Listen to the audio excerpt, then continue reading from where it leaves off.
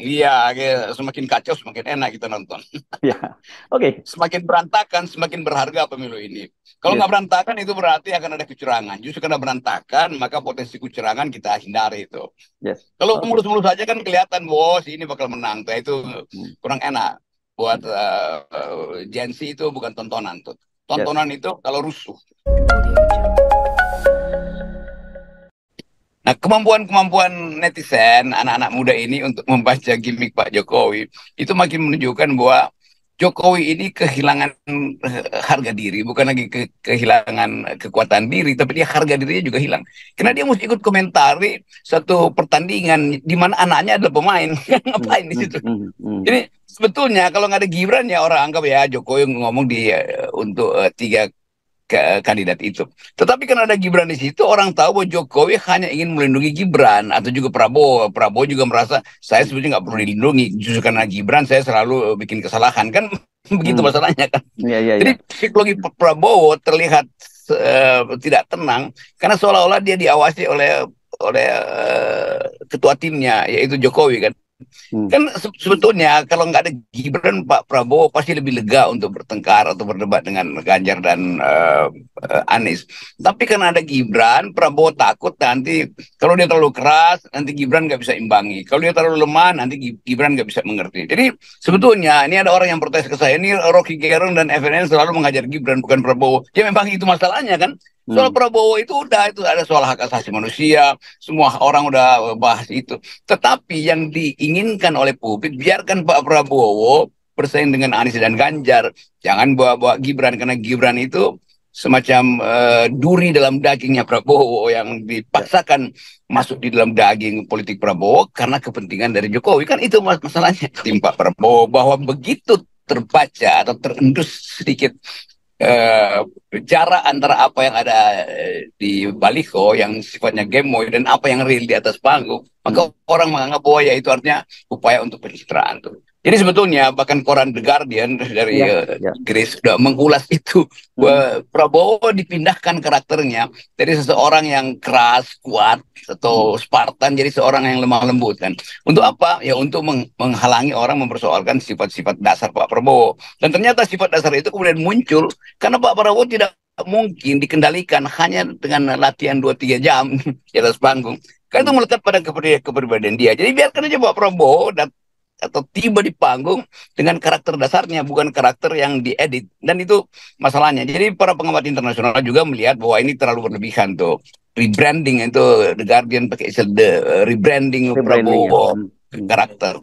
Iya, saya bayangkan misalnya ini di semua bandara yang Hmm. disinggahi oleh Pak Jokowi pasti ada koresponden The Guardian, apalagi di Filipina tuh, Ya, yang di ya, ya. Brunei gitu kan. Jadi orang akan kalau ada kesempatan mungkin mereka akan bertanya, ini Pak Jokowi lagi muter ASEAN, tetapi Hmm. eh, pencitraan Pak Jokowi itu diledek di Indonesia karena Pak Jokowi sebetulnya yang menjadi ketua tim sukses Prabowo. Dan apakah Pak Jokowi yang mengubah citra Pak Prabowo dari seorang yang militeristik menjadi seorang yang gemoy-gemoy listrik? Hmm. Jadi publik internasional udah tahu grammar politik Indonesia melalui figur-figur Menteri Luar Negeri.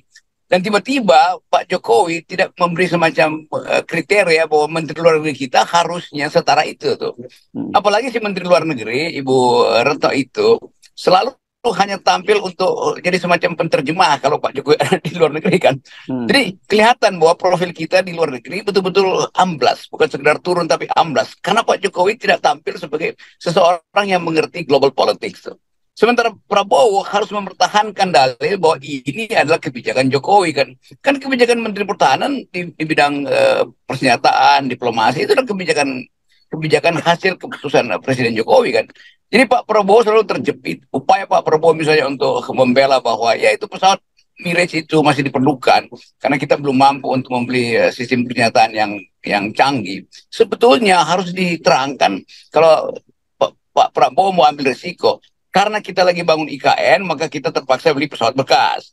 Hmm. Walaupun orang akan bilang, ya kenapa nggak beli pesawat yang baru dan biarkan aja ibu kotanya bekas kan logika-logika begitu bisa Ya, ya, ditampilkan sebagai lelucon kan. ya, Nah ya, ya. keterangan-keterangan itu yang lupa atau tidak mungkin diucapkan Pak Prabowo. Karena Pak Prabowo di panggung debat harus mengingat bahwa dia di brief untuk jadi gemulai-gemulai itu. Padahal karakter dasarnya tidak gemulai. Itu soalnya di situ. Jadi kasihan Pak Prabowo disiksa secara psikologis untuk tampil lemah lembut, padahal karakter dasarnya bukan seperti itu. Padahal sebetulnya alasan-alasan Jokowi untuk ikut cawe-cawe itu udah nggak ada gunanya. Karena apapun yang dicawe-cawein Jokowi itu dibalas oleh netizen dengan satu meme, dengan satu kalimat tuh. Gibran dengan mudah dihajar oleh BEM, UGM segala macam. Jadi moral Jokowi itu udah jatuh sebetulnya. Nah, itu berimpact pada moral Prabowo. Nah, Pak Prabowo kan setiap kali ada di panggung debat dia mesti bayangin ini apalagi besok nih yang akan dimemkan tentang dia kan. Padahal beban itu bukan pada dia sebetulnya kan. Beban itu ada pada Sri Mulyani misalnya. Sri Mulyani sudah terangkan kenapa dikasih uang. Kan itu intinya kan. Tentu Sri Mulyani mesti bilang iya karena presiden bilang kasih uang ke Departemen Pertahanan. Jadi hal-hal semacam ini nggak mungkin dibongkar oleh Pak Prabowo. Walaupun Pak Prabowo mungkin kesel, itu kan gue cuma usulin. Tiba-tiba kenapa dipersoalan sekarang?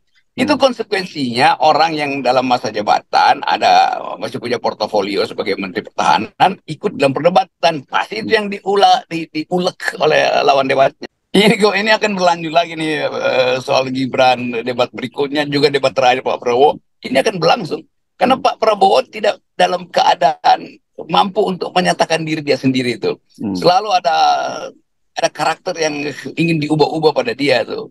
Dan itu yang kita sebut sebagai kegagalan dari tim sukses untuk membranding Pak Prabowo hanya dalam upaya untuk melupakan sifat-sifat kasarnya atau sifat dasarnya itu.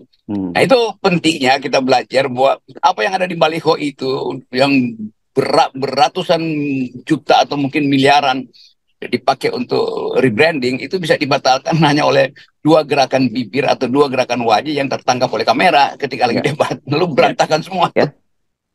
Iya, semakin kacau semakin enak kita nonton. Semakin berantakan semakin berharga pemilu ini.